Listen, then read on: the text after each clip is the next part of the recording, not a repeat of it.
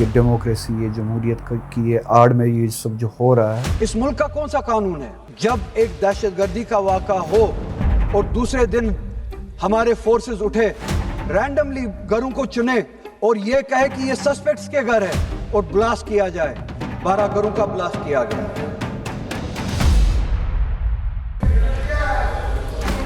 इसमें गलत क्या है? तो ये कश्मीर है आपके लिए। आप घरों में ब्लास्ट करें और कहे कि इसमें गलत क्या है? आप बेगुनाहों को बंद करें और ये कहे कि इसमें गलत क्या है? तो ये है आपकी हकीकत। अब कल के इन्होंने क्लेम भी किया कि हमने उन टेररिस्ट को मार दिया, और ये भी क्लेम किया कि इसमें लोकल इन्वॉल्वमेंट नहीं थी, लोकल कोई नहीं था, सब कुछ बाहर से था। 2000 से ज़्यादा लोग उठाए गए और उनमें से बहुत सारे अभी भी बंद है। किस वजह पे, किस गुनाह पे, किस कानून के तहत? उस आड़ को ख़त्म कर दीजिए, उस नकाब को ख़त्म कर दीजिए। सीधे कहिए हम राइट विंग फैशिस्ट है। आपके बेस्ट फ्रेंड उमर अब्दुल्ला अच्छा, उनसे कब मुलाकात हुई आपकी? नाम बोल के आपने अच्छा किया। क्या लड़ाई क्या हुई है आपकी उमर अब्दुल्ला से? मई वाली मीटिंग में हुआ क्या था? मैं शायद कोई बात बोलता हूँ जो वो समझ नहीं पाते, शायद वो कुछ बात बोलते जो मैं समझ नहीं पाता हूँ।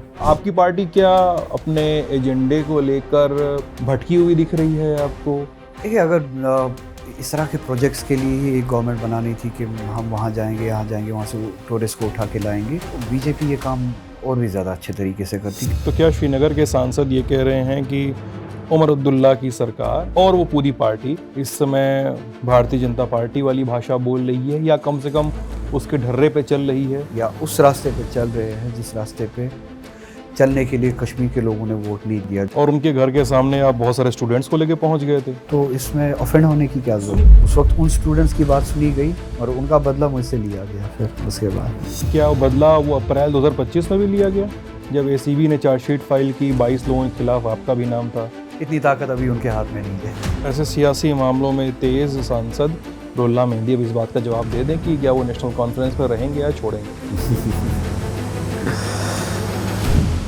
नमस्ते, मेरा नाम है सिद्धांत। लल्लन टॉप में हमसे आज मुखातब हैं जम्मू कश्मीर की श्रीनगर लोकसभा के सांसद और नेशनल कॉन्फ्रेंस के नेता आगा सैयद रुहुल्लाह मेहदी। हम उनसे बहुत सारी चीज़ों पे बात करने वाले हैं। क्या उनकी उमर अब्दुल्ला जो सूबे के सीएम हैं उनसे लड़ाई चल रही है? क्या वो मीटिंग से गुस्सा कर निकले थे? क्या उन्होंने कागज फाड़ा था, या मीटिंग से बस बोला था कि किसी की बीमारी का बहाना बनाया था? क्या हुआ था? नेशनल कॉन्फ्रेंस 370 और पूर्ण राज्य के मुद्दे पे क्या कर रही है? इसकी चर्चा, और इसकी ये चर्चा कितनी सही है कि नेशनल कॉन्फ्रेंस के काम करने के तरीकों से रुहुल्लाह मेहदी खुश नहीं है? रुहुल्लाह मेहदी को संसद में किसने कहा था कि अगर लोगों के घर बम से उड़ाए तो उसमें गलत क्या है, और उस पर रुहुल्लाह मेहदी खफा क्यों हुए थे? रुहुल्लाह मेहदी को लोकसभा के स्पीकर ओम बिरला ने क्यों कहा था कि इतना ज्ञान नहीं है, बैठ जाओ? रुहुल्लाह मेहदी कश्मीर की, जम्मू कश्मीर की समस्याओं पे क्या सोचते हैं, और देश दुनिया के तमाम मुद्दों पे क्या सोचते हैं, भारत के संविधान और उससे जुड़े नुआंसेस पे उनकी क्या राय है, हम इस इंटरव्यू में बात करेंगे। लेकिन बातचीत की शुरुआत एक वीडियो से करेंगे हम लोग। इस मुल्क का कौन सा कानून है जब एक दहशतगर्दी का वाक़ा हो और दूसरे दिन हमारे फोर्सेस उठे, रैंडमली घरों को चुने और ये कहे कि ये सस्पेक्ट्स के घर है और ब्लास्ट किया जाए? 12 घरों का ब्लास्ट किया गया। 2000 से ज्यादा जवान हमारे बंद हैं। इसमें गलत क्या है? तो ये कश्मीर है आपके लिए। ये कश्मीर है आपके लिए। आप घरों में ब्लास्ट करें और कहे कि इसमें गलत क्या है? आप बेगुनाहों को बंद करें और ये कहे कि इसमें गलत क्या है? तो ये है आपकी हकीकत। ये है आपकी हकीकत। ये है आपकी हकीकत। तो यही चाह रहा दुनिया को दिखाए। यही चाह रहा तो दुनिया को दिखाए। तो ये ढोंग क्यों है यहाँ पे? ये जमहूरियत का ढोंग क्यों है? तो यही हकीकत अब नहीं बदला है।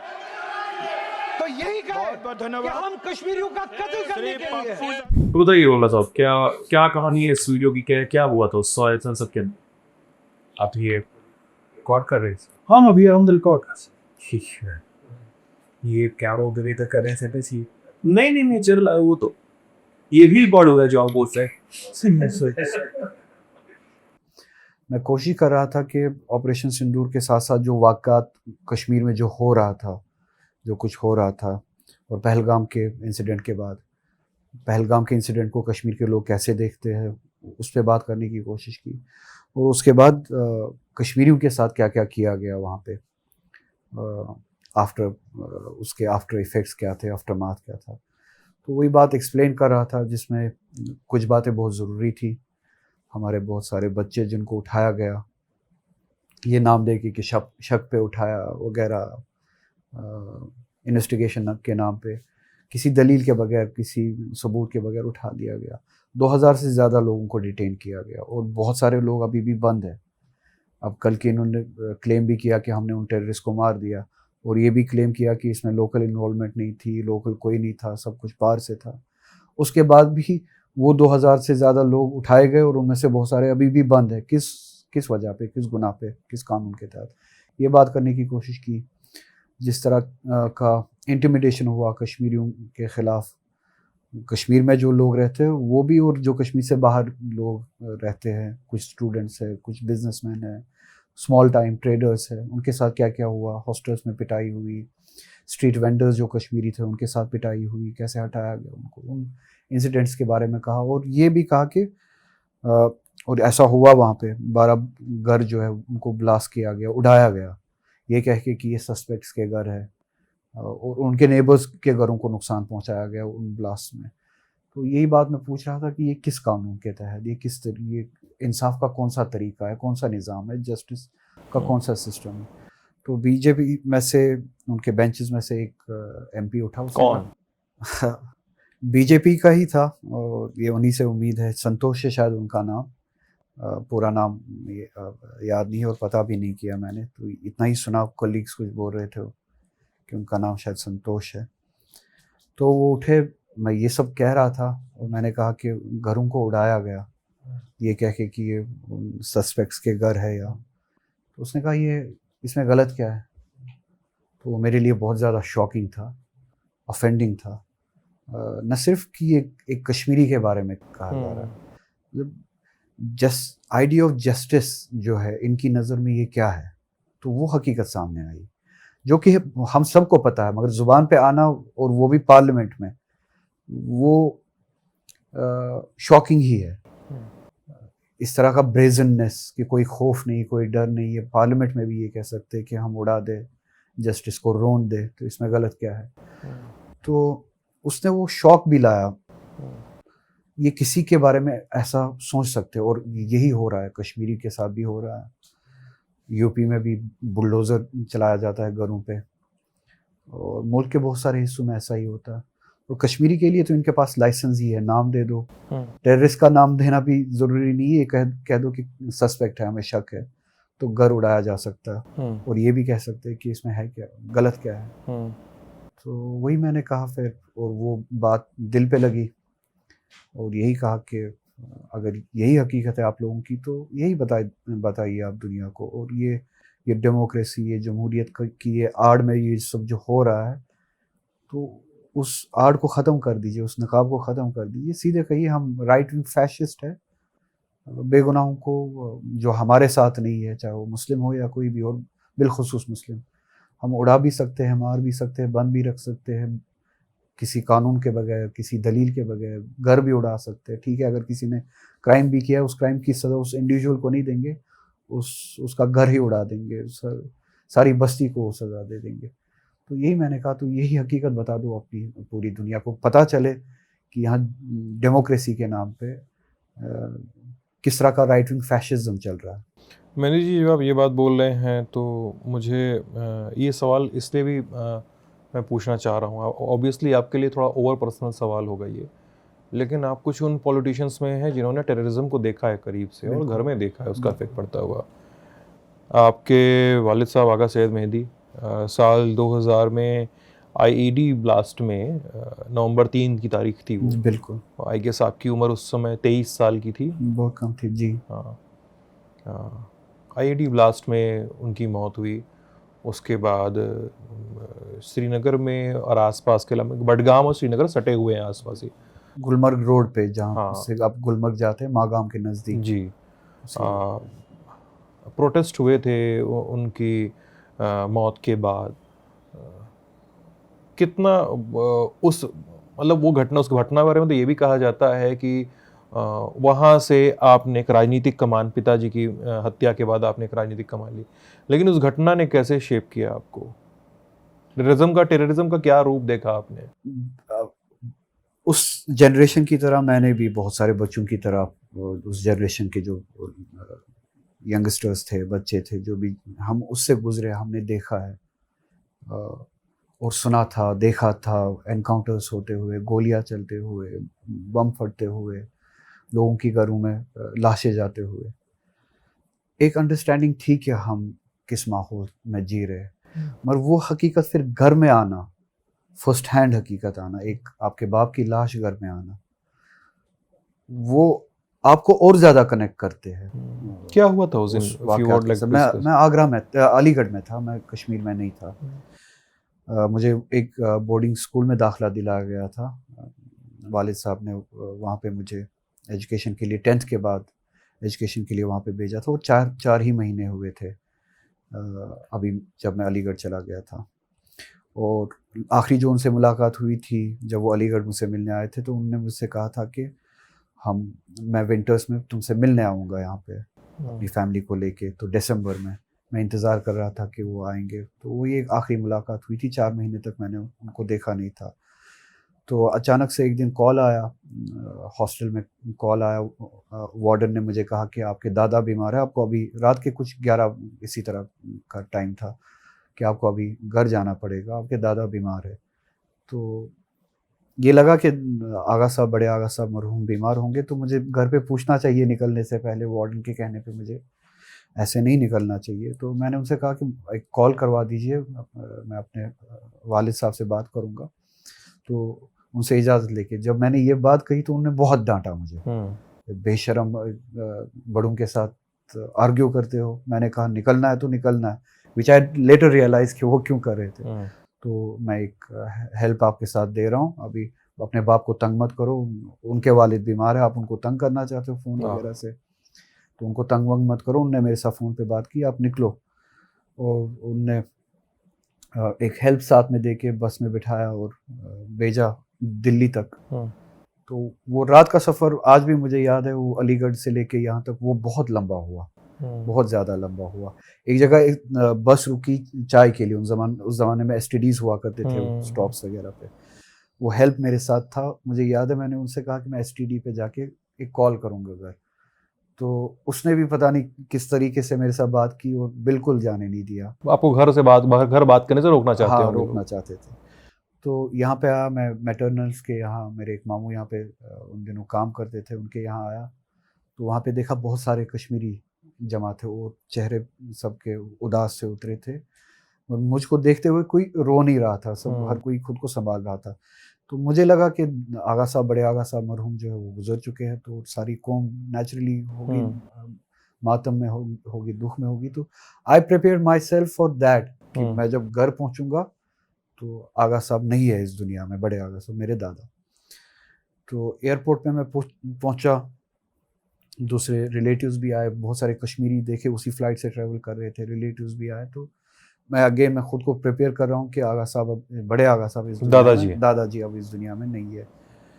तो मुझे याद है कि कोई न्यूज़पेपर था, या हिंदुस्तान टाइम्स था, या कोई नावर न्यूज़पेपर था, एयरक्राफ्ट में हुआ करता था उन दिनों न्यूज़पेपर। मैंने उठाया, फेड मेमोरी है अभी मुझे भी, एक गाड़ी के टुकड़े टुकड़े हुए गाड़ी की पिक्चर थी फ्रंट पेज पे। जो ही मैंने उठाया और वो देखी वो पिक्चर, मेरे दिमाग में ये आया कि कहीं नक्सल अटैक हुआ है या कुछ अटैक हुआ है। तो और आप छोटे थे, आप उन दिनों जल्दी वो स्पोर्ट्स वाला पेज जो है वो खोलते थे। तो मैं जल्दी वही खोलने की कोशिश कर रहा था, मगर मेरा कज़न था मेरे साथ में, उन्हें जब देखा अखबार छीना मेरे हाथ से, because it was the front line page was that news was about my father. हाँ, मेरे वालिद साहब के बारे में, और उन्हीं की उस गाड़ी का वो फोटो था। तो उन्होंने हाथ से छीना और कहा मुझे न्यूज़ वगैरह पढ़नी है। तो जो ही जहाज़ ने लैंड किया, एयरक्राफ्ट ने लैंड किया श्रीनगर में, और मैं स्टेयर्स से नीचे उतरा, तो वहाँ पे कांग्रेस की हाई कमान देखी मैंने, क्योंकि मेरे वालिद साहब कांग्रेस के साथ थे। सेंटर से सभी लोग आए हुए थे। कौन कौन थे?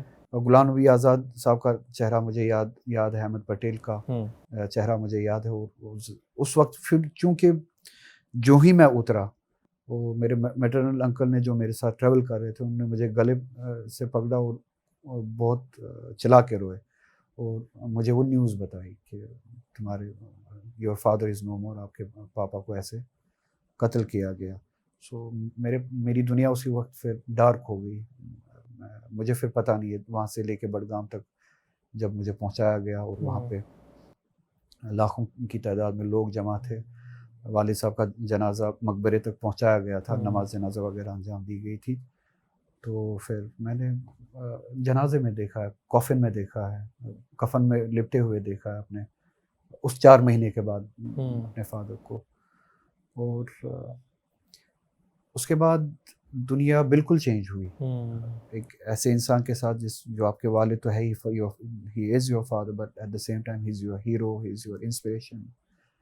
सब कुछ दुनिया बदली। और उसके बाद that pain is something that lives with me. और कश्मीर में जो जिसके साथ भी इस तरह का वाक़या होता है, चाहे हिंदू हो चाहे मुस्लिम हो, वो कनेक्ट है, वो अंडरस्टैंडिंग है इस लॉस की, इस पेन की, कि टेररिज्म करता क्या है घरों के साथ और इंसान के साथ। और वालिद के असैसिनेशन केस की जांच कहाँ तक पहुंची, इसका कोई आइडिया है कहीं? जैसा कि कश्मीर में अक्सर इस तरह की असैसिनेशंस के साथ होता है, it results into a grey area. Police ये बता के ख़त्म कर देती है केस के उस तंजीम का, मिलिटेंट आउटफिट का या टेररिस्ट ऑर्गेनाइजेशन का काम था, जिन्होंने ये काम किया था वो उस एनकाउंटर में मारे गए। तो इनके केस के साथ ऐसा ही हुआ। मुझे ये बताया गया पुलिस के ज़रिए कि किसी एक टेररिस्ट ऑर्गेनाइजेशन के 2-4 एलिमेंट्स थे जिन्होंने ये आईडी ब्लास्ट किया, जिन्होंने ये काम अंजाम दिया और फला एनकाउंटर में आज वो मारे गए। और कहाँ से शुरुआत हुई साजिश की, कहाँ से ज़रूरत उनको महसूस हुई इसकी, क्यों और कहाँ से तारे जुड़ी है, कभी इस बारे में पता नहीं चलता। कभी आपके पास कोई इनपुट अपने सोर्सेज के थ्रू? अलग अलग हाँ इनपुट्स आए, कंस्पिरेसी थ्योरीज आई, जिनको मैं अभी डिस्कस नहीं करना चाहूँगा। कूल। चूँकि आप बडगाम से ताल्लुक़ रखते हैं और कश्मीर की मिलिटेंसी में बडगाम का तो एक बहुत बड़ा रोल रहा है, और वहाँ से निकले हुए शख्स ने उस पूरे एरिया को आग में झोंका। 90 के दशक का उत्तरार्ध, वो चुनाव और तमाम चीज़ें, सारी कहानियाँ, और ललन टॉप पे हम लोगों ने बहुत बार डिस्कस भी किया है।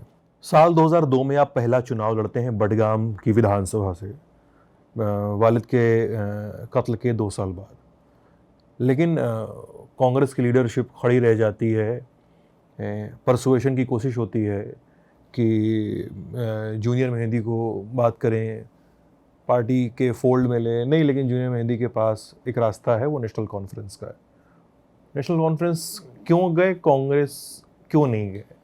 कांग्रेस एक वजह ये भी कि दे वर लेट और they are good at losing people. Congress आए तो थे वो तो आपके पास बहुत देर, तब मेरी कमिटमेंट हो गई थी नेशनल कॉन्फ्रेंस के साथ। और उस तरह के वाक़े के बाद भी they almost left you alone. और उस तरह का इम्पोर्टेंट पॉलिटिकल फिगर कश्मीर में जो ऑलमोस्ट वही एक प्लेटफॉर्म था जिसपे उस वक्त non national conference main stream चलती थी, वो मेरे वालिद साहब की पर्सनैलिटी और उनका प्लेटफॉर्म था। और कांग्रेस का सर्वाइवल ही वही था।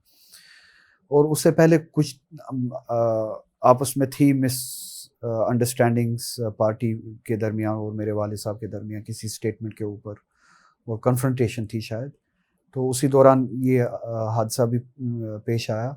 मगर जो फिर पार्टी की रिस्पॉन्सिबिलिटी होनी चाहिए थी to engage at least emotionally with that family, वो मुझे दिखी नहीं। मतलब उसके बाद न कोई कॉल, न कोई बंदा, न कोई रिप्रेजेंटेटिव जो कम से कम ये पूछे कि कैसे हो, how are you dealing with this loss, कैसे हो, बस इतना ही पूछे कैसे हो। उसके उलट फारूक साहब who was the chief minister those days, उनकी असैसिनेशन के बाद वो कम से कम 3 बार मेरे घर आए। और एक बार मैंने डांटा, कैमरास के सामने डांटा, सबके सामने डांटा। हाँ, फारूक साहब को। I had that sense of loss, pain थी ये इसी बात पे कि इंक्वायरी कहाँ है, नतीजा हो क्या रहा है। हो क्या रहा है। वो बहुत बुरी तरह से डांटा, but he took it very gracefully. और उसके बाद भी उन्होंने अपनी तरफ से कुछ रिप्रेजेंटेटिव्स भेजे जिनका मैं नाम नहीं लेना चाहूँगा, to ask me whether I am okay, how do I feel, and कि इस तरह का हो रहा है, ये हमने सुना है, ये कोशिश हो रही है, इंक्वायरी यहाँ तक पहुँची है। So he kept connecting with me and ultimately we came to an understanding कि मैं नेशनल कॉन्फ्रेंस ज्वाइन करूँगा। वन मोर फैक्टर वाज के जो क्लोज ये क्लोज सपोर्टर्स थे, डिसीजन मेकर्स मेरे वालिद साहब के, they all saw this happening कि कांग्रेस का behavior क्या है after this assassination वगैरह वगैरह, and their concern that time was कि इस assassination के बाद I shouldn't have a confrontation, I should rather have a support. Okay. खड़ा होने के लिए, बजाय इसके कि पहले दिन से ही मैं confrontation में आ जाऊं, वो बहुत ज़्यादा difficult होगा. I should have a support. तो they felt कि national conference is one localized, दूसरा हमारी एस्पिरेशंस कोई बड़ी नहीं है, it is again very localised, और उन्होंने अकेला छोड़ दिया है, उनको कोई फिक्र नहीं है। तो अगर अब वहाँ से उस रास्ते का इख्तियार करके आप फिर यहाँ पे लोकल पार्टी के साथ confrontation which naturally would happen, फिर आपको नेशनल कॉन्फ्रेंस के साथ या लोकल पार्टी के साथ कन्फ्रंटेशन करनी है, so it's a very difficult course to start with, to begin with. तो मशवरा भी यही हुआ कि इज़ बेटर के डॉक्टर साहब के इस इन्विटेशन को रिस्पेक्ट दी जाए और नेशनल कॉन्फ्रेंस के साथ ही हम ज्वाइन करें। फिर जब नेशनल कॉन्फ्रेंस के साथ मैंने ज्वाइन किया तो इनको याद आया कि हमें इसके साथ बात करनी चाहिए थी, तो कांग्रेस वालों को, हाँ कांग्रेस वालों को, तब तो कमिटमेंट हो चुकी थी तब नेशनल कॉन्फ्रेंस। कैसा था बडगाम का पहला इलेक्शन? वालिद साहब की असैसिनेशन के बाद वो इलेक्शन जज्बाती था मेरे लिए भी और लोगों के लिए भी।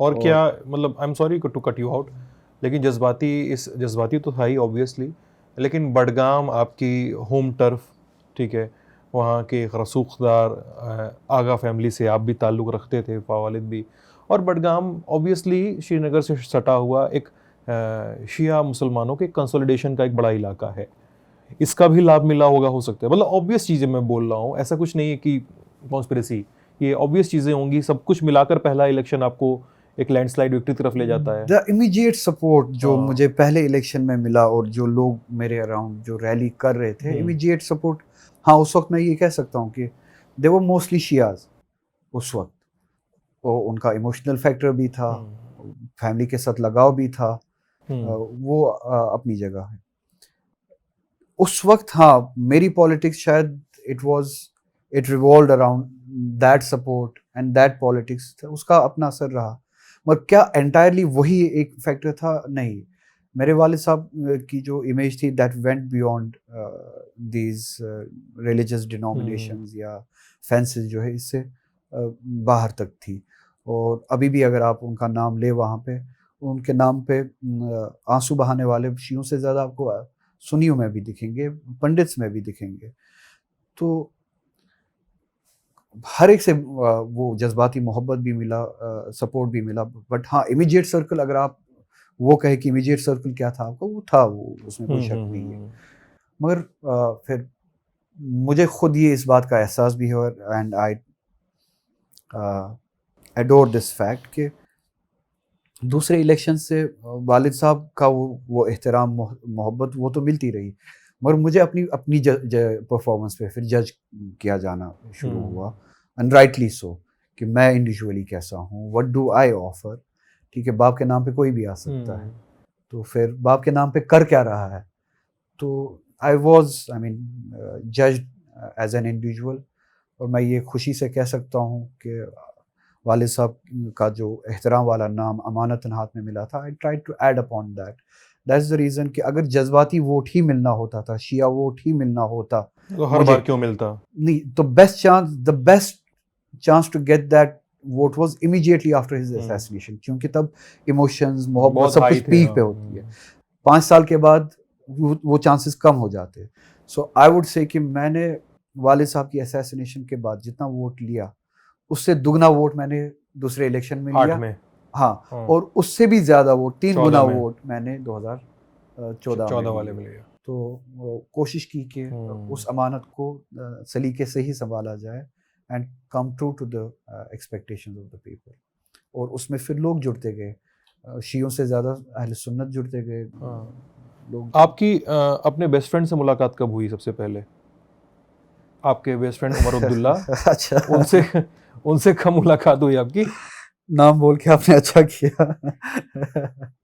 सही हाँ, है। मैं उस वाले बेस्ट फ्रेंड की बात नहीं कर रहा था। तो बहुत अच्छा किया आपने।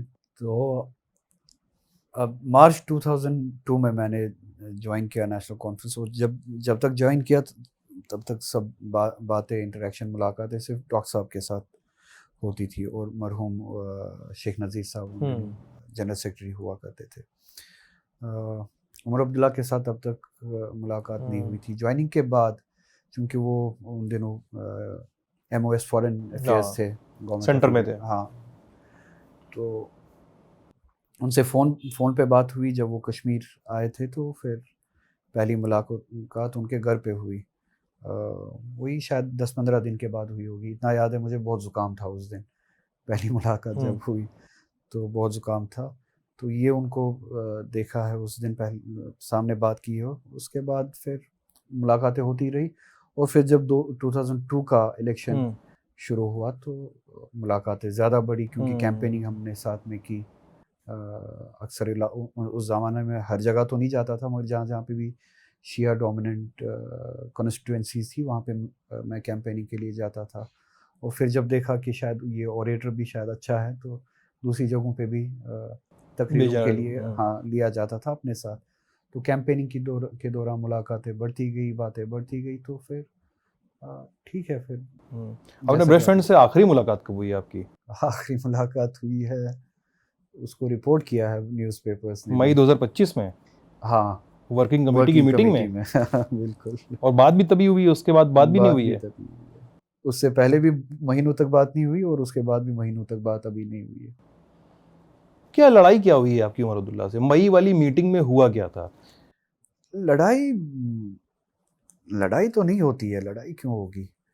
मैं शायद कोई बात बोलता हूँ जो वो समझ नहीं पाते, शायद वो कुछ बात बोलते जो मैं समझ नहीं पाता हूँ। मई वाली मीटिंग कौन कम समझदार है आप लोगों में से? क्या बोलना चाहेंगे इस सवाल पे? मैं हर दिन और ज़्यादा होशियार होना चाहूँगा। क्या हुआ था? अल्लाह मुझे और ज़्यादा होशियारी दे, समझ दे। हर दिन, जिस दिन भी हम जागे, और ज़्यादा समझदार होते रहे। यही कहा मैंने कि आप ये देख लीजिए कि अब ये वर्किंग कमेटी इलेक्शन से पहले जो वर्किंग कमेटी थी उसके बाद हो रही है इलेक्शन। उस वर्किंग कमेटी के बाद इलेक्शंस भी हुए। अरे ऐसे नहीं, मैं कंटेक्स्ट बता देता हूँ, दर्शकों को नहीं समझ में आएगा। मई 2025 में नेशनल कॉन्फ्रेंस की वर्किंग कमेटी की पहली मीटिंग थी और उस मीटिंग के बारे में खबरें छपती हैं कि उस मीटिंग में खड़े होके मेहदी साहब ये उमर अब्दुल्ला से कहते हैं कि ये मीटिंग है, कोई पब्लिक मिलन नहीं है यहाँ पे, और हमारे सारे हितों का और हमारी वैचारिकता का ध्यान रखा जाना चाहिए। कहानी ये भी है कि उमर अब्दुल्ला को बोलते हैं कि भाई आप तो सांसद हैं, अगर आपको लगता है कि आप संभाल सकते हैं, चीज़ों को बेहतर करना है, तो छोड़िए अपनी लोकसभा की सीट और लड़ जाइए अगले बाई इलेक्शन में, आइए सरकार में शामिल होइए सूबे की और बेहतर कीजिए कश्मीर को। मेहंदी साहब का दिमाग खराब होता है कि नहीं ये सही नहीं है, और मीटिंग से वॉकआउट कर जाते हैं, जिसके विजुअल्स हैं, जिसकी खबरें हैं, ये रिपोर्टेड है। अंदर क्या हुआ था? आपके रिपोर्टर्स बहुत खतरनाक होते हैं, अंदर तक होते हैं। मतलब मुझे तो लग रहा है कि आप मोहर लगा रहे हैं कि हुआ यही था। नहीं, फिर चीज़ें ट्विस्ट भी हो जाती है, चीज़ों का चीज़ें ट्विस्ट भी हो जाती है, क्योंकि एनसी डिनाई करती है कि ऐसा कुछ हुआ नहीं था। एक खबर में मैंने पढ़ा था वहाँ पे बातें जो हुई वर्किंग कमेटी की, जो मुझसे पहले कोलीग्स ने की, मुझे लगा शायद वो अपनी जगह ठीक हो, मगर मुझे लगा कि ये वर्किंग कमेटी की बातें नहीं है। आप डिमांड्स कर रहे हो चीफ मिनिस्टर, आपके सामने वाइस प्रेसिडेंट नहीं है या प्रेसिडेंट नहीं है पार्टी का, आप वर्किंग कमेटी में नहीं हो, आपके सामने चीफ मिनिस्टर है, आप डिमांड्स कर रहे हो कॉन्स्टिट्यूंसीज कि मेरी कॉन्स्टिट्यूंसी में वो डिमांड है, ये डिमांड है, वो मसला है, ये मसला है, फिर आप प्रेज कर रहे हो चीफ मिनिस्टर को, आपने वो काम किया, वो बहुत अच्छा किया, बहुत सही, इससे पहले किसी ने नहीं किया, इसके बाद कोई नहीं करेगा, वगैरह वगैरह। तो डिमांड और तारीफ, शायद वो सही, शायद वही तरीका हो, मुझे नहीं पता। मुझे, मेरी जहाँ तक अंडरस्टैंडिंग है, मुझे लगता है कि वर्किंग कमेटी पार्टी के पॉलिटिकल एजेंडा पे काम करती है, पॉलिटिकल डायरेक्शन पे काम करती है। अब आपके हाथ में गवर्नमेंट भी है, आपकी गवर्नमेंट किस डायरेक्शन में जाएगी, पॉलिटिकल एजेंडा क्या होगा आपकी गवर्नमेंट का, गवर्नेंस किस तरीके से आप देंगे, गवर्नेंस के लिए या गवर्नमेंट के लिए आपने लोगों से किस नाम से वोट मांगा है, क्या ये मैंडेट और आपकी परफॉर्मेंस रिफ्लेक्ट करती है, कहीं आप मैंडेट से दूर तो नहीं जा रहे हैं, कहीं आप मैंडेट से खुदा ना खास्ता या लोगों से दूर तो नहीं जा रहे। तो इन सभी चीज़ों को एसेस करना है, फिर कोर्स करेक्शन की अगर ज़रूरत है कोर्स करेक्शन करना है, चैलेंजेस देखना है क्या है। तो यही मैंने बात कही कि मुझे लगा कि हम भटक रहे हैं, अवामी दरबार में बैठे हैं और ये वर्किंग कमेटी की मीटिंग है। और इस वर्किंग कमेटी से पहले आप लास्ट वाली वर्किंग कमेटी की बातें याद कीजिए, हम उस वक्त क्या महसूस कर रहे थे, जो हमने महसूस किया, हम वही बातें लेके फिर लोगों के सामने गए। तब हमने ये बातें नहीं की जो आज वर्किंग कमेटी में हो रही है, हमने तब 370 के हवाले से जो हमारी डिग्रेडेशन हुई है उस हवाले से, डिसएनफ्रेंचाइजमेंट जो हुई है हमारी उस हवाले से, सेकंड क्लास सिटीजन हमें बनाया गया है, एक कॉन्स्टिट्यूशनल चैलेंज है हमारे सामने, हमारा सर्वाइवल स्टेक पे है, एग्जिस्टेंशियल क्राइसिस है, इस हवाले से बात की। लोगों ने हमारी बातों को सुना और लोगों ने हमें उस बात पे वोट दिया कि ये हम चाहते हैं आपसे, इसकी रिप्रेजेंटेशन हो, ये करेक्शंस हो या ये स्ट्रगल हो जिसके जरिए से ये सब चीजें होंगी। आप ये देखिए कि हमारा जो दावा था या जो हमने ऑफर किया था लोगों को इलेक्शन के दौरान, हमारा दावा और हमारी परफॉर्मेंस, इसमें कितनी नजदीकी है या कितनी दूरी है, हम अपने पॉलिटिकल एजेंडा से कितना दूर हटे हैं। ये सड़क, पानी, बिजली, जो ये डिमांड्स हम अभी बातें कर रहे हैं या रूटीन गवर्नेंस की अभी जो हम बातें कर रहे हैं, ये तो दूसरी पार्टीज ने भी कही थी ये बातें तब, जिनको आपने प्रॉक्सीज कहा। मैं भी मानता हूँ कि ABCD टीम्स थी वो बीजेपी की, उनको लैंग्वेज बीजेपी ने दी थी कि वो 370 भूल जाओ, हमारे कॉन्स्टिट्यूशनल राइट्स भूल जाओ, हम स्टेटहुड लेके आएंगे, हम सेंट्रल गवर्नमेंट के साथ अच्छे रिलेशंस रखेंगे, उसके ज़रिए से पैसे आएंगे, स्टेटहुड आएगा, हम एक रूटीन गवर्नमेंट देंगे। तब हमने ये नहीं कहा कि ये बीजेपी की लैंग्वेज है, हम अपनी इज्जत के साथ सौदा नहीं करेंगे, हम इस डिग्रेडेड स्टेटस को कबूल नहीं करेंगे। अब हम गवर्नमेंट बना के वही बातें क्यों कर रहे हैं?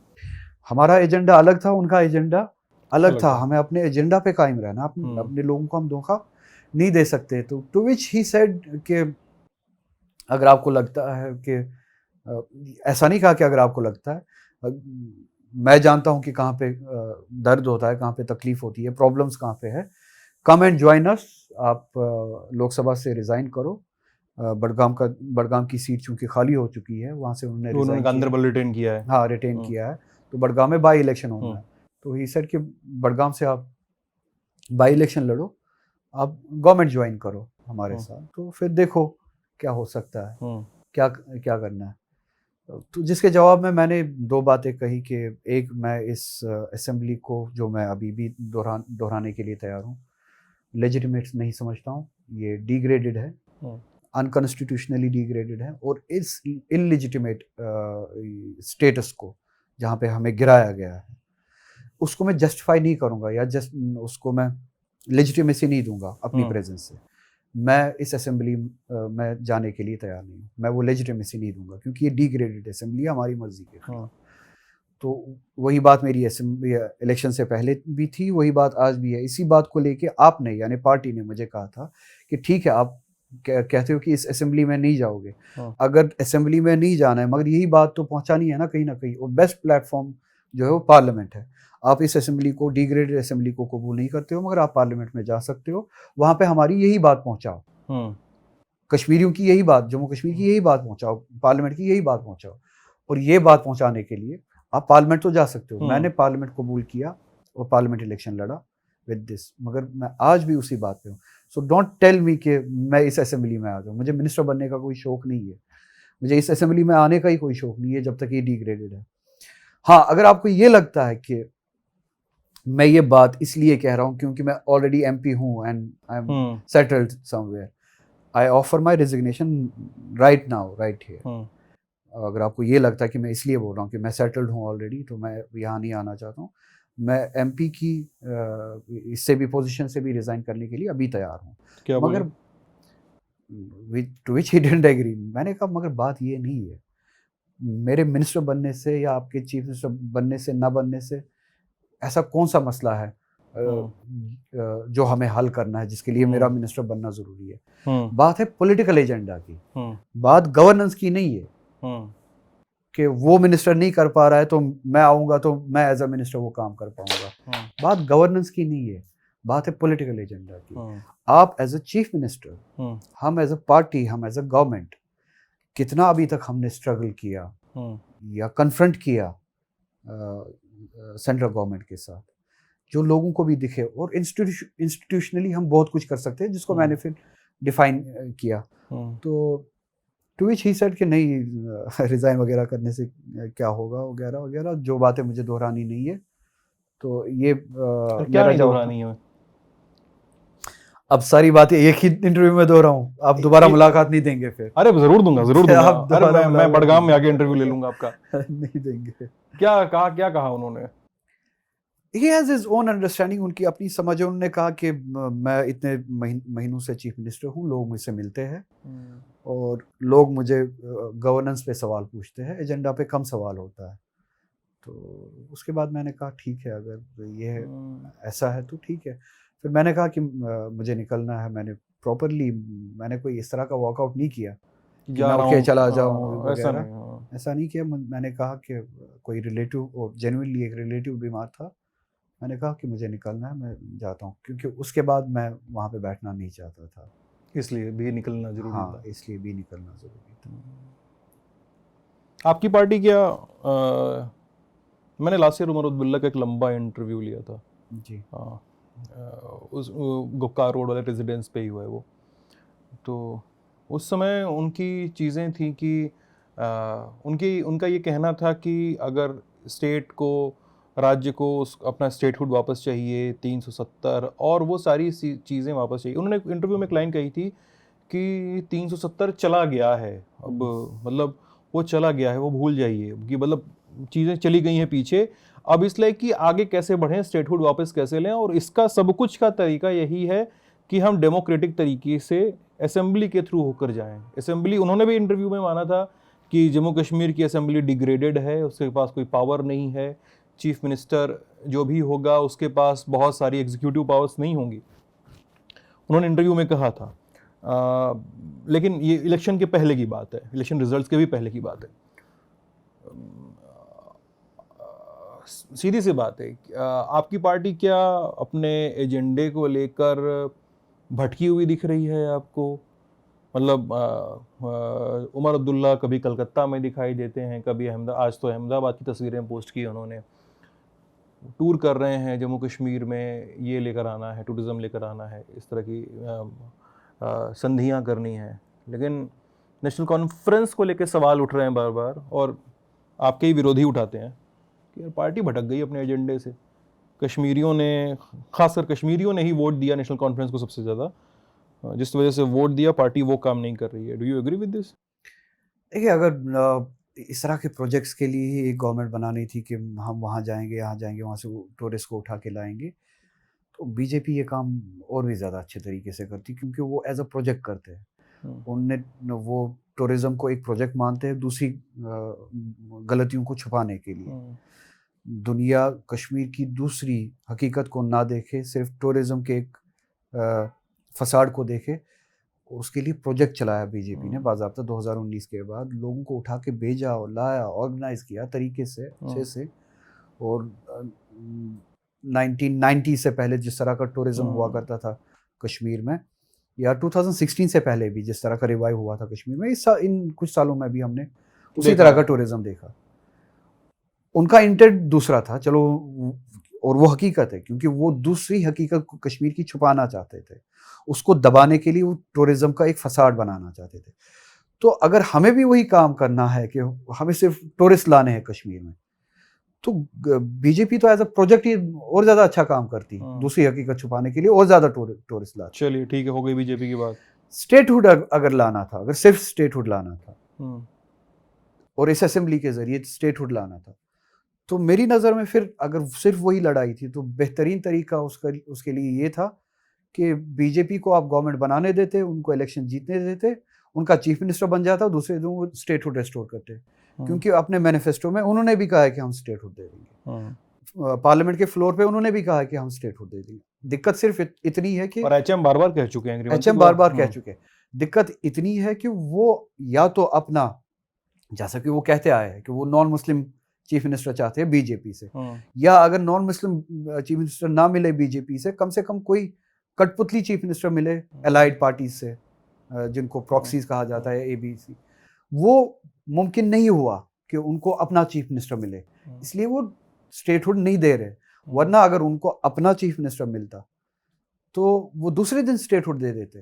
तो अगर सिर्फ स्टेटहुड की ही लड़ाई थी तो सबसे आसान तरीका, सबसे आसान रास्ता ये था कि बीजेपी के लिए रास्ते छोड़ देते इलेक्शन में, या कम से कम उनके एलाइज के लिए रास्ता छोड़ देते।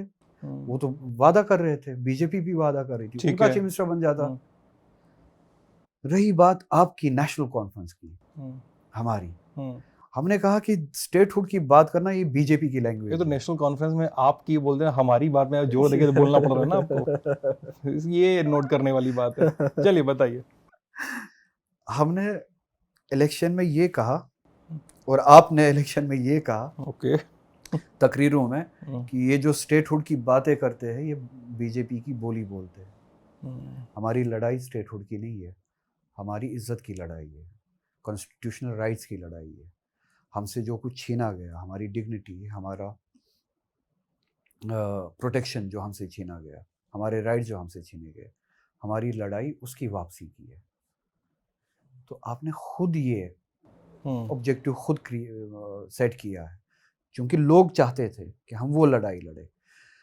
अगर स्टेटहुड के लिए वोट मिलना था तो दूसरी पार्टीज भी स्टेटहुड के नाम पे वोट मांग रही थी, उनको वोट क्यों नहीं मिला? आप इलेक्शन के दौरान ये कहते थे कि हम स्टेटहुड की लड़ाई नहीं लड़ेंगे, हम स्टेटहुड से ज़्यादा की लड़ाई, इंक्लूडिंग स्टेटहुड से ज़्यादा की लड़ाई लड़ेंगे। इसीलिए बाकियों को रिजेक्ट किया लोगों ने और आपको बिठाया। तो आज आप वो लैंग्वेज नहीं बोल सकते हो जिसको आप कल बीजेपी की लैंग्वेज बोलते थे, प्रॉक्सीज की लैंग्वेज बोलते थे, इज्जत के साथ सौदा करने की लैंग्वेज बोलते थे। तो ये आप किसको प्रॉक्सी बोल रहे हैं? एक आपके निशाने पे पीडीपी लग रही है मुझे, प्रॉक्सी के नाम। एक आपके एक और दोस्त हैं अल्ताफ बुखारी। व्हेन आई से प्रॉक्सीज, मैं इनको कोट करता हूँ, मैं उनको एलाइज बोलता हूँ, प्रॉक्सीज नहीं, एलाइज बोलता हूँ बीजेपी की। हाँ, किसी हद तक उन्होंने प्रॉक्सीज वाला काम भी किया, मसलन अल्ताफ बुखारी की पार्टी का आपने नाम लिया, मैं इनको एलाइज बोलता हूँ, एआईपी, क्योंकि इन्होंने खुद कबूल किया कि इनकी अलायंस है बीजेपी के साथ। पीसी, सजाद लोन, बीजेपी ने तो, पीडीपी ने तो गवर्नमेंट ही बनाई, सरकार बनाई थी जेएनके में बीजेपी के साथ, और जिसका नतीजा ये सब है। तो ये अलाइज, इन्हीं को लोग प्रॉक्सीज बोलते हैं कश्मीर में, मैं अलाइज बोलता हूँ, और प्रॉक्सीज वाला काम इन्होंने किया भी। ये सारी लैंग्वेज इनकी थी, और नेशनल कॉन्फ्रेंस ने, हम सब ने इसको काउंटर किया, इस लैंग्वेज को। आज कैसे हो सकता है कि आज आप वो कुर्सी पे बैठ के वही लैंग्वेज बोलो? तो क्या श्रीनगर के सांसद ये कह रहे हैं कि उमर अब्दुल्ला की सरकार और वो पूरी पार्टी इस समय भारतीय जनता पार्टी वाली भाषा बोल रही है, या कम से कम उसके ढर्रे पे चल रही है, एलजी के ढर्रे पे चल रही है, या कम से कम उस रास्ते पे चल रही है जो उनको दिखाया जा रहा है? इस वक्त वो लैंग्वेज बोल रही है जो बीजेपी और बीजेपी के अलाइज इलेक्शन से पहले कश्मीर में बोल रहे थे, या उस रास्ते पे चल रहे हैं जिस रास्ते पे चलने के लिए कश्मीर के लोगों ने वोट नहीं दिया, जम्मू कश्मीर के लोगों ने वोट नहीं दिया। उस रास्ते पे चल रहे हैं जिस रास्ते पे बीजेपी राजी हो रही है, खुश हो रही है, मगर जम्मू कश्मीर के लोग नाराज हो रहे हैं। और जब आप ये बोल रहे हैं मेहंदी साहब, तो मेरा ऑब्वियस सवाल है, अब लोग इसमें ये साफ साफ बोल रहे हैं कि, मैंने कुछ लोगों से बात की इस इंटरव्यू को, उन्होंने कहा कि मेहंदी को नेशनल कॉन्फ्रेंस का सॉफ्ट स्टैंड पसंद नहीं आता है। नेशनल कॉन्फ्रेंस की जो सॉफ्ट पॉलिटिक्स है बीते कुछ महीनों में, 10-11 महीनों में सामने आई है पोस्ट इलेक्शन, उनको पसंद नहीं आ रहा है कि यार 370 की बात अभी नहीं होगी। और 370 तो मान लीजिए, मैं टेक्निकली मान के चल रहा हूँ वो गॉन केस है, क्योंकि सुप्रीम कोर्ट ने भी बोल दिया है। अब इसको रिस्टोरेशन के लिए बहुत सेंटर से आपके नए लॉज की ज़रूरत होगी, अदरवाइज नहीं पॉसिबल है। वो स्टेटहुड वगैरह की मान है, तो वो उमर अब्दुल्ला का अपना ह्यूमन ग्राउंड है कि ठीक है, मैं पहलगाम हमले के बाद में कम से कम अभी स्टेटहुड की मांग नहीं करूंगा, ये उनका ग्राउंड होगा, और जो वाजिब भी लगता है कहीं किसी मौके पे ह्यूमैनिटेरियन एंगल से। लेकिन 10-11 महीने की टाइमलाइन देखें तो एनसी का स्टैंड बहुत साफ नजर आता है, सॉफ्ट जैसा है। और लोग बोल रहे हैं कि नहीं नहीं, इस वजह से मेहंदी को इशू होते हैं कि वो सॉफ्ट पॉलिटिक्स करने आए नहीं है। देखिए, हमारे बीच में मैं अपनी बात कर रहा हूँ, और आई होप कि ऐसा ही सच होगा पार्टी के साथ भी, पार्टी के लिए भी। सॉफ्ट और हार्ड कोर ऐसा कुछ नहीं है, hard and soft and fundamentalism हमारी एक आइडियोलॉजी है। दैट आइडियोलॉजी डिफाइंस कि आपकी पॉलिटिक्स किस तरह की होनी चाहिए। वो ideology Jammu Kashmir national conference की ये है कि जम्मू कश्मीर के लोगों ने एक्सेशन किया है यूनियन ऑफ इंडिया के साथ, जिसका हम हिस्सा बन चुके। और इस यूनियन ऑफ इंडिया ने रिटर्न में हमें कुछ गारंटीज दी, कुछ राइट्स दिए। We stand for those guarantees, we stand for that those rights, and we stand for that union of India. और पार्टी और उमर अब्दुल्ला साहब से बाद में कन्फ्रंट करूंगा, पहले आपसे करूंगा। इसी अदालत ने 3 बार इससे पहले भी जजमेंट दिया ना 370 के हवाले से। तब ये कहा ना कि परमानेंट फीचर है, इसको हटाया नहीं जा सकता। इसी सुप्रीम कोर्ट ने कहा 3 बार। जब तब 3 बार सुप्रीम कोर्ट के कहने से कि ये परमानेंट है, इसको हटाया नहीं जा सकता है, जब तब ये गॉन केस नहीं बना बीजेपी के लिए। तो एक बार सुप्रीम कोर्ट ने कहा, और सुप्रीम कोर्ट इस वक्त जुडिशरी का माहौल आप जानते ही है, कोर्ट ने ये कहा कि 370 हट गया तो हमारे लिए हमेशा के लिए हट गया, ऐसा स्टैंडर्ड हमारे पास है नहीं। वही कोर्ट जो 3 बार भी ये कह चुका है कि परमानेंट है, उसने एक बार कहा कि चलो हटा दिया, देखते हैं आगे जाके। आज मुल्क, कल तक हम 370 और ऑटोनॉमी की बात करते थे, आज मुल्क में आपको तमिलनाडु से भी chief minister, sitting chief minister ये बोलता है कि मुझे अपने स्टेट के लिए ऑटोनॉमी चाहिए। तो कल से ज़्यादा मुझे आज चांसेस दिखते हैं कि जम्मू कश्मीर की लोगों की बात सुनी जाएगी और समझी जाएगी। बात यह है कि हम किस हद तक समझाने में कामयाब है, और वहीं पे मेरी डिसएग्रीमेंट्स है। मैं चाहता हूं कि पार्टी उस आइडियोलॉजी, उस बिलीफ, उस पॉलिटिकल एजेंडा, उस राइट को लेके लोगों तक जाए। वो आप तक आए, वो पार्लियामेंट तक आए, वो पार्लियामेंट के बाहर आए, वो साउथ जाए, दूसरी स्टेट्स में जाए, उनके साथ मुलाकात करे, उनके साथ बैठे, सेमिनार्स करे, उनको बुलाए, बात करे। आपकी बात सुनी नहीं जाती है, चीफ मिनिस्टर यहाँ पे 2 दिन बैठे, अपने कैबिनेट को यहाँ पे 2 दिन बिठाए, अपने अलायंस को बुलाए, इंडिया अलायंस को बुलाए अपनी बात सुनवाने के लिए। एक मूवमेंट तो बनाया जा सकता है ना। ये आपकी अपनी आइडियोलॉजी मांगती है। हम बीजेपी की अलाइज पार्टीज की तरह बिहेव नहीं कर सकते। हमें अपनी आइडियोलॉजी को बोलना है, अपने पॉलिटिकल एजेंडा को बोलना है, जिस पे मोहर लगी है लोगों के वोट की। लोग चाहते हैं कि आप वो पॉलिटिकल एजेंडा फॉलो करो। इसमें सॉफ्ट और हार्ड या फंडामेंटलिज्म कहाँ से आता है? जहाँ पे मैं ये देखता हूँ कि हम उस एजेंडा से दूर हट रहे हैं, वो डिस्कम्फर्ट लेवल आ जाता है। मैं वो बर्दाश्त नहीं कर सकता हूँ। कमिटमेंट है ना। देखिए, कश्मीर में जो मुझे महसूस हुआ कि सबसे ज़्यादा ज़रूरत है, हर चीज़ से पहले, 370 से पहले, स्टेटहुड से पहले, कुछ भी आने से पहले, वो ट्रस्ट की है। लोगों और जिसे मेन स्ट्रीम पॉलिटिक्स कहा जाता है, इन दोनों के बीच में यकीन और ट्रस्ट, भरोसा ही नहीं है लोगों को मेन स्ट्रीम पे। और उस भरोसा ना होने, शक की निगाह से देखने की वजह है वो 70 साल से बनते आ रही है। आप लोगों को कोस नहीं सकते। बहुत सारे ऐसे काम अनटिल वेरी रिसेंटली हमने पॉलिटिकल एस्टेब्लिशमेंट ने ऐसे किए हैं कि जिससे लोगों को लगा कि धोखा हुआ है उनके साथ। और उस सेंस ऑफ मिसट्रस्ट या बिट्रेयल को आप कैसे दूर करेंगे? एक बार फिर लोगों से एक एजेंडा पे वोट लेके फिर उसी एजेंडा के खिलाफ आप काम करेंगे, या उसी एजेंडा को आप छोड़ेंगे, तो उसके नतीजे में लोगों का ट्रस्ट ही खत्म हो जाएगा पॉलिटिकल एस्टैब्लिशमेंट से, डेमोक्रेसी से। लेकिन आपकी पार्टी और आपके राज्य के सीएम कहते हैं कि लोगों ने एजेंडा नहीं, गवर्नेंस के लिए की बात करते हैं मुझसे लोग। उसी के बाद मैंने कहा कि मेरे घर पे कोई मरीज़ है, मुझे उनसे मिलने जाना है, मैं बैठ नहीं सका फिर उसके बाद। और उनके घर के सामने आप बहुत सारे स्टूडेंट्स को लेके पहुंच गए थे। स्टूडेंट्स मिलना चाहते थे एक इलेक्टेड चीफ मिनिस्टर से, इतने सालों के बाद, उस ऑनस्लॉट के बाद, उस दबाव के बाद, अनसर्टेनिटी के बाद, जब सिर्फ दबाया जाता था और अभी भी दबाया जाता है लोगों को, एक एस्टैब्लिशमेंट मिली लोगों को, जिस एस्टैब्लिशमेंट को लोगों ने खुद चुना था। एक सब्जेक्ट पे लोगों के दरमियान गुस्सा था या लोगों के दरमियान अनसर्टेनिटी थी, वो चाहते थे वो बात लेके अपनी इलेक्टेड एस्टैब्लिशमेंट के पास जाए, और इतने सालों के बाद कोई तो है जिसको हमने चुना है जो हमारी बात सुनेगा। वो बात सुनाने के लिए गए थे। उन्होंने कहा कि आपके आने से हमारी बात शायद सुनी जाए, तो मैं गया वो बात सुनाने के लिए कि ये आपके लोग हैं, हमारे लोग हैं, इनका इशू है, इनकी बात को सुना जाए। तो इसमें ऑफेंड होने की क्या सुनी गई बात? उस वक्त सुनी गई, मगर अभी तक उस पर अमल नहीं हो रहा है। रिजर्वेशन का मुद्दा था। रिजर्वेशन का मुद्दा था।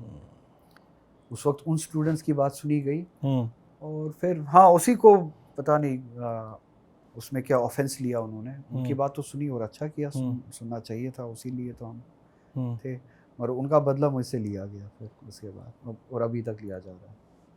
कैसा बदला? ये सब जो आप बातें कर रहे हैं, ये सब बदला है। क्या वो बदला वो अप्रैल 2025 में भी लिया गया, जब एसीबी ने चार्जशीट फाइल की, 22 लोगों के खिलाफ आपका भी नाम था।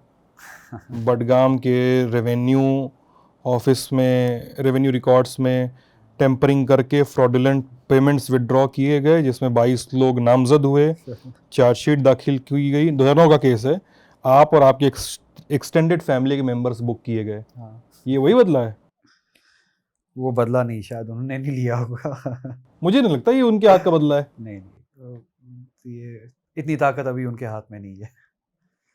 Security forces, law enforcement agencies वगैरह, इतना तो पता है, इतनी ताकत उनके हाथ में नहीं है। अच्छा, तो उमर अब्दुल्ला के अलावा और किसको बेस्ट फ्रेंड बनाया फिर आपने, जो आपसे बदला ले रहा है? आपके एलजी है अभी, जो नाजायज पोस्ट पे बैठे हुए हैं, अनडेमोक्रेटिक इंस्टीट्यूशन, अच्छा, इलेजिटिमेट इंस्टीट्यूशन को रिप्रेजेंट करते हैं, और जिनको यूपी में वहाँ के लोगों ने इलेक्शन में हरा के भिगो के हराया है और हरा के भगाया है, ये कह के कि आप हमें रिप्रेजेंट करने के लायक नहीं है। और मेरे वो दोस्त चश्माशाही के खूबसूरत हट में बैठ के वो दोस्ती निभाते हैं, और कभी मुझे टीआरएफ बुलाते हैं, जिस टीआरएफ के बारे में कल डिस्कशन हुआ। आपको टीआरएफ करार देते हैं? हाँ, क्यों? मुझे टीआरएफ करार देते हैं क्योंकि मैंने ये कहा कि कश्मीर की सड़कों पे दारू मत पियो, और बेहूदगी ना हो, फैशन शोज के नाम पे नंगा ना नाचा जाए, मस्जिदों के सामने दारू पी के वीडियोस ना बनाए जाए। ये स्टालिन को, ये आपने लिया स्टैंड ये? हाँ, स्टालिन को लगा के, और ये उनका सेंटेंस है कि imposition of Hindi in Tamil Nadu is cultural invasion. तो मैंने वो सुना नहीं था, मेरे कुछ दोस्तों ने वो उसका स्टेटमेंट दिखाया। इसके बाद मैंने कहा कि ये जो टूरिस्ट के साथ कुछ सेट ऑफ लोग ये जो आते हैं, ये जिनको भेजा जाता है इनके साथ, और ये जो काम करते हैं, फिर सड़कों पे शराब पीते हैं, मस्जिदों के सामने शराब पी के फिर ये वीडियोस बनाते हैं, और ये जो फैशन शोज़ के नाम पे नंगा नाच होता है खुलेआम सड़कों पे, ये सब जो हो रहा है, ये कल्चरल इन्वेजन है कश्मीर पे। चाहे वो मुसलमान का कल्चर हो, चाहे हिंदू का कल्चर हो, कश्मीर का कल्चर इस तरह का नहीं है, ये हम पे इन्वेजन है। तो उस बात को उन्होंने ट्विस्ट किया कि ये टीआरएफ का नैरेटिव चलाते हैं, टीआरएफ के लिए यहाँ पे माहौल बनाते हैं। इन अदर वर्ड्स वो बोल नहीं पाया, वो आपका दोस्त या मेरा दोस्त, मेरा कोई दोस्त नहीं है, ठीक है, तो वो शायद बोल नहीं पाया कि मैं OGW हूँ टीआरएफ का, मगर इस हद तक उसने अपनी औकात से बाहर निकल के बात कही कि मैं टीआरएस का नैरेटिव फैलाता हूँ, ये बातें बोल के। तो आपने कन्फ्रंट किया, कभी मुलाकात हुई आपकी उनसे? मैं उस इंस्टीट्यूशन को रिकॉग्नाइज नहीं करता हूँ, तो I don't go to meet him. मैं उस इंस्टीट्यूशन को समझता ही नहीं। It's an imposed institution for me. मैंने ये पार्लियामेंट में भी कहा, वो वाइस रॉय है JNK में। तो हाँ, एक बार मैं फंस गया जब उमर साहब की ऑथ सेरेमनी थी, तब मैं अपनी पार्टी की गवर्नमेंट के लिए गया था और ओथ LG दिलवा दे रहा था। तो तब मैं और वो एक रूफ के नीचे थे। Otherwise I avoid any opportunity या एनी सच केस जहाँ पे मुझे उसके साथ रूफ शेयर करना पड़े या रिकॉग्नाइज करना पड़े कि इस इंस्टीट्यूशन को, वाइस रॉय का इंस्टीट्यूशन है, इलेजिटिमेट। एक पार्टी के तौर पे नेशनल कॉन्फ्रेंस की फंक्शनिंग कैसी है? क्योंकि आपके कुछ इंटरव्यूज़ देखे मैंने फ्रंट लाइन में और एक आध जगहों पे, और जिसको देख के ये समझ में आता है कि क्या नेशनल कॉन्फ्रेंस भी कांग्रेस की तरह चल रही है क्या? परिवार, मतलब जिस तरह के आरोप कांग्रेस पे लगते हैं कि परिवार चला रहा है, वैसे ही आरोप नेशनल कॉन्फ्रेंस पे भी लग रहे हैं कि परिवार चला रहा है। अब ये मतलब एक अगर इंटरव्यू को थोड़ा निचोड़ निकालने की कोशिश करें तो मैं, अब परिवार इस फ्रेज को अलग छोड़ के हम, मुझे बहुत कुछ एक जैसा दिखता है मतलब NC में और नेशनल कॉन्फ्रेंस की फंक्शनिंग में। ये वो सेंस ऑफ एंटाइटलमेंट है ना, जो कांग्रेस में था अनफॉर्चुनेटली, जिसकी वजह से वो जिस तरह से उनको वो सेंस ऑफ रिस्पॉन्सिबिलिटी लेनी थी और मेहनत करनी थी, नहीं की। कि हमने इस मुल्क को आज़ादी दिलाई है, हमने इस मुल्क को बनाया है, विच इज़ करेक्ट, मगर वो पास्ट है। अब हर एक जनरेशन, और वो कांग्रेस, ये कांग्रेस भी नहीं थी। हाँ एग्जैक्टली, हर एक जनरेशन अपने जनरेशन की लीडरशिप को और उसकी परफॉर्मेंस को देखेगी और उसके स्ट्रगल को देखेगी। आपको अब वोट नहीं मिलेंगे उस जमाने के कांग्रेस की वजह से। आपको अब अपनी स्ट्रगल खुद करनी है। अब आपको अपनी लाइन खुद खींचनी है। आज के ज़माने से आपको लोगों के साथ रिलेट करना है। मगर वो जो सेंस ऑफ एंटाइटलमेंट है ना, कि ये आना ही आना है, ये सपोर्ट आना ही आना है, जिसकी वजह से कांग्रेस जिस हद तक गई और गई, उसी तरह का सेंस ऑफ एंटाइटलमेंट मुझे लगा नेशनल कॉन्फ्रेंस में भी है, हम में भी है, कि हमने कश्मीर के लिए इतना कुछ किया है। वो स्ट्रगल से लेके महाराजा के खिलाफ स्ट्रगल से लेके लैंड टू द टिलर, ज़मीन जो दी है लोगों को वगैरह, जो इंफ्रास्ट्रक्चर ठीक है जो काम किए हैं, पर वो एक ज़माना था, गुजर चुका है। तब से लेके अभी तक चैलेंजेस में इजाफा हुआ है, जनरेशन्स में चेंज आई है, जनरेशन्स के अपने चैलेंजेस में इजाफा हुआ है। आज की जनरेशन या आज के लोग अपने चैलेंज के हिसाब से आपको जज करेंगे कि आप उनके लिए कितना स्ट्रगल करते हैं और आप खुद को आपके साथ कितना रिलेट कर पाए और आपको खुद के साथ कितना रिलेट कर पाए। वो सेंस ऑफ एंटाइटलमेंट है। उसी वजह से पार्टी की फंक्शनिंग में मुझे वो स्ट्रगल की कमी दिखती है। वर्कर्स, हाँ, कार्डर में जो वो ख्वाहिश होती है या एंथुसियाज्म होता है काम करने का, वो है अपनी जगह, कार्डर है। मगर कार्डर से ऊपर उठ के आप जब फिर लेयर्स ऑफ लीडरशिप देखे, वो एंटाइटलमेंट से बाहर निकल के वो एंथुसियाज्म, वो स्ट्रगल का शौक, ग्रास रूट के साथ आइडेंटिफाई करने का, रिलेट करने का शौक, फिर वो स्ट्रगल करने का, ज़मीन पे होने का, वो रिफ्लेक्ट करने का, ना वो अर्जेंसी दिखती है, ना वो नीड दिखती है, ना वो अर्ज दिखती है। इसलिए आज भी मीटिंग्स बहुत कम होती है। उस वर्किंग कमेटी के बाद जो 1-1.5 साल पहले हुई, अभी तक कोई मीटिंग नहीं हुई है। मैं अपने दो आपसे आपकी बात सुन के मुझे अपने एक दोस्त की बात याद आ गई। I was talking to him before this interview, तो आपके बारे में ऑब्वियसली बात हो रही थी, ही इज़ इन श्रीनगर। अच्छा। तो उसने बोला कि यार पता है, एक कई सारे लोगों में एक सेंस ऑफ रिलेटेबिलिटी होती है कि रिलेट करते हैं किसी चीज़ से वो। मैंने बोला अच्छा। तो बोला मेहंदी अगर पठान सूट पहन लेते और सर पे बाल कम हो जाते, जो NC और कश्मीर के इश्यूज़ को लेके जिस तरह से वोकल हैं और बस थोड़ी सी आवाज़ ऊंची कर लेते ना, इंजीनियर रशीद के मुकाबले टिकते। अच्छा। तो ये मैंने पूछा क्यों, मतलब ये तो मजाक में कही गई बात थी, लेकिन मैंने पूछा क्यों, तो बोला कि कई बार लोगों को इंजीनियर रशीद के स्टैंड से मिलता हुआ स्टैंड लगता है श्रीनगर के सांसद का। मतलब आई डोंट नो क्या कितना रिलेट कर पाते हैं आप? अच्छी बात है अगर किसी की बात और मेरी बात एक जैसी होती है और अगर लोगों के हक में है वो बात, मगर मेरी अंडरस्टैंडिंग पॉलिटिक्स की मेरी अपनी है। इंजीनियर रशीद के और बारे में क्या सोचते हैं? वो अपनी रिस्पॉन्सिबिलिटी निभा रहे हैं, अच्छा है। निभा रहे हैं? अपनी रिस्पॉन्सिबिलिटी निभाते रहे और लोग जज करें उसको, मैं जज हाउ नहीं डू यू करता हूँ। जज? लोगों ने पिछली बार देखा उनका काम, पार्लियामेंट इलेक्शन में उनको कामयाबी मिली, फिर जो गलती उनसे हुई वो गलती भी लोगों ने देखी, असेंबली इलेक्शन में उसका नतीजा भी निकला।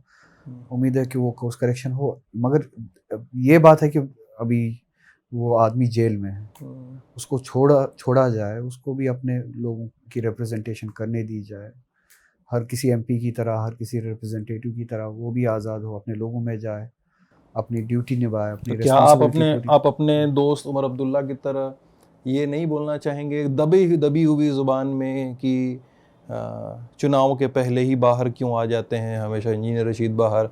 ये इंजीनियर रशीद बताए और बीजेपी का सेटलमेंट बताए, क्या साठ गांठ चल रही है?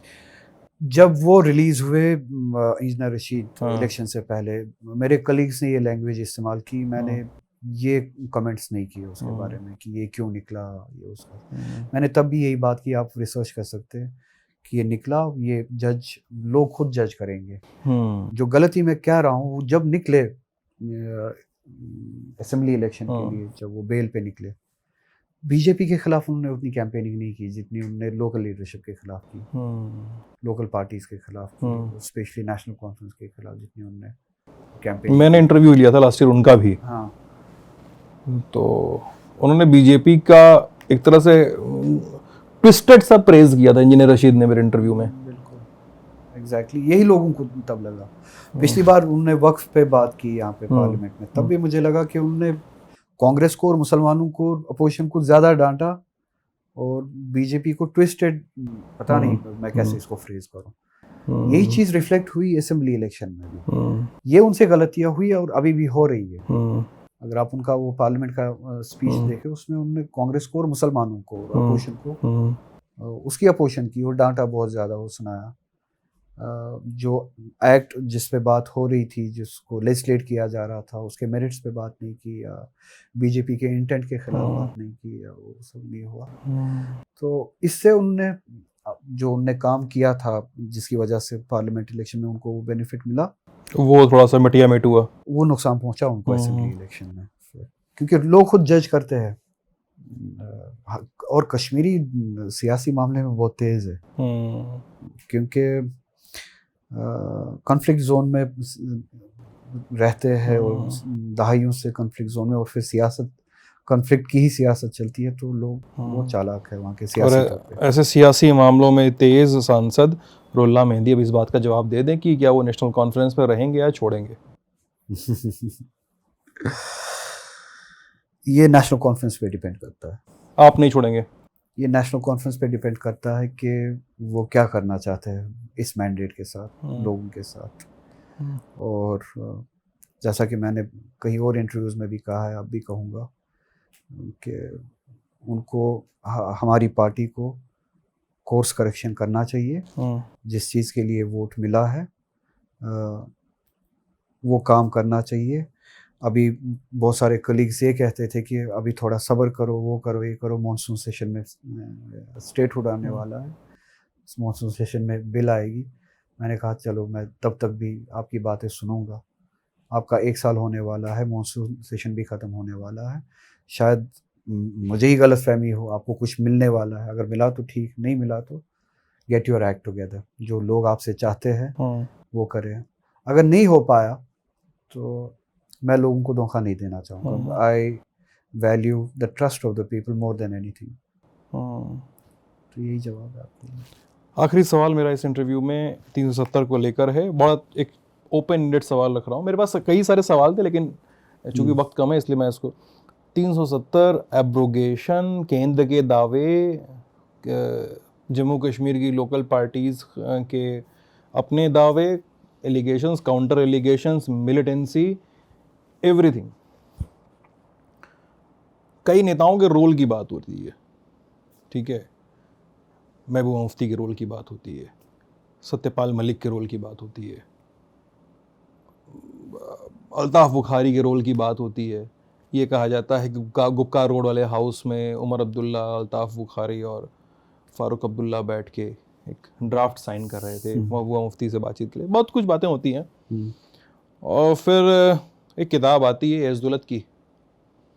पता चलता है उस किताब के रेफरेंस से बात करें तो उसमें लिखा गया है कि फ़ारूक अब्दुल्ला साइलेंटली बैक कर रहे थे और उस पर रुल्ला मेहदी का जवाब आता है। इतने इस पूरे एपिसोड को कैसे देखते हैं आप? उस किताब को अगर आप ठीक है, अगर वो एक क्राइटेरिया बन जाता है इन सब चीज़ों को जज करने के लिए, इट इज़ नॉट मेरे लिए प्रॉब्लम नहीं है। हाँ। फिर हर एक चीज़ को फिर उसी स्टैंडर्ड से लेना है। फिर उन्होंने कहा कि शराब पिया जाता था लोगों के साथ बैठ के, फिर वो भी मानना है। किसी पार्टी के बारे में बताया कि वो दिल्ली में हम सभी ने एजेंसीज़ ने बनाई, तो वो बातें भी माननी है। क्या वो बात सही थी या नहीं थी, मैं इस बात को चैलेंज नहीं कर रहा हूँ जो लिखा गया।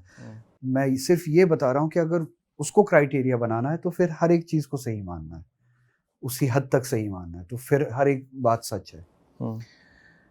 370 जब हटाया गया, मुझे सिर्फ इतना पता है कि उससे पहले पार्टी की वर्किंग कमेटी की मीटिंग हुई थी 2 तारीख को या 3 तारीख को। वर्किंग कमेटी में हमने डिस्कस किया कि ये सब बिल्डअप जो हो रहा है, फोर्सेस जो लाए जा रहे हैं, तब 370 तो पता नहीं था ना कि ये होगा, ये किस लिए हो रहा है। हमने हर एक पॉसिबिलिटी डिस्कस की, मगर कहीं पे भी 370 की एब्रोगेशन की पॉसिबिलिटी को डिस्कस नहीं किया गया, क्योंकि इस चीज को कोई सीरियसली भी नहीं ले रहा। कोई समझ ही नहीं आता कि ऐसा भी हो सकता है। हो ही नहीं सकता है, बाय कॉन्स्टिट्यूशन ऐसा हो ही नहीं सकता है। इसके लिए गुंजाइश ही नहीं देता है कॉन्स्टिट्यूशन। वो तो आपको फिर कश्मीर में लेजिस्लेटिव कॉन्स्टिट्यूएंट असेंबली वापस बुलानी है, उनसे फिर कंकरेंस लेनी है, फिर ये सब होगा। तो ज़्यादा से ज़्यादा इस बात पे इत्तेफाक हुआ कि शायद 35A को ये अमेंड करने वाले हैं। ये सबसे बड़ा इत्तेफाक हुआ। पार्टी के साथ कन्वर्सेशन और पार्टी ने दूसरों के साथ कन्वर्सेशन सिर्फ इस हद तक हुई। बाकी ये पैसिव एग्रीमेंट था या सपोर्ट था नहीं था, हमें नहीं पता। और जहाँ तक डॉक्टर साहब को मैं जानता हूँ, आप सभी जानते हैं, देखने वाले भी जानते हैं, कुछ बातें वो सीरियसली भी कहते हैं, कुछ बातों को कहते हैं वो सीरियस नहीं भी होते हैं। तो ये कहना कि मुझसे पूछ लेते, मैं ही करवा के देता, किस वाले हिस्से में डालूं, मुझे नहीं पता। हाँ, इतना कहूँगा कि अगर ऐसी सोच थी तो डिज़ास्टर्स थी, वो लोगों के साथ धोखा था। अगर ऐसी सोच थी, जो कि मुझे लगता है कि नहीं थी, अगर ऐसा था तो डिज़ास्टर्स था, लोगों के साथ धोखा था और अपनी कब्र खोदने के बराबर था। और पार्टी में मुझे नहीं लगता कि इसके साथ लोग शायद इसका साथ देते, मैं तो कम से कम नहीं देता। उमर अब्दुल्ला से कब मिलना है अगली बार? अभी नहीं पता। अभी ना उनको ज़रूरत महसूस होती है तो ना मुझे ज़रूरत महसूस होती है।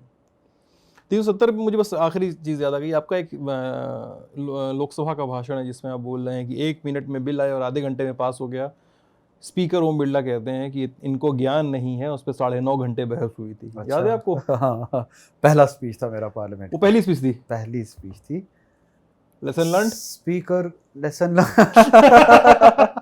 लेसन लर्न ये कि हाँ, पार्लियामेंट में आके आपके पास 2-3 मिनट है, आपको बात को एक्सप्लेन करना। हाँ। ये सिर्फ 3 मिनट में करना। हाँ। ये लेसन मुझे, और ये बैठे हुए ये नासमझ लोग हैं सारे, इनके साथ आप अदब से बात नहीं कर सकते हो। वो जो अदबियात होता है ना, मुझे नहीं पता हिंदी में उसको कैसे कहें, लैंग्वेज में एक अदबियात होता है, मेटाफोरिकली आप कभी बात करते हैं, सार्केज़म में भी बात कर सकते हैं, सार्केज़म में भी बात करते हैं कभी। आप मेटाफोरिकली बोलो कि आपने आधे घंटे में पास किया, डजंट मीन कि आधे घंटे में पास किया, मीन्स कि आप ये कह रहे हो कि इतना बड़ा सब्जेक्ट डिस्कस हो रहा था और वोटिंग इतने देर में कंक्लूड ही आप ये करना चाह रहे हो।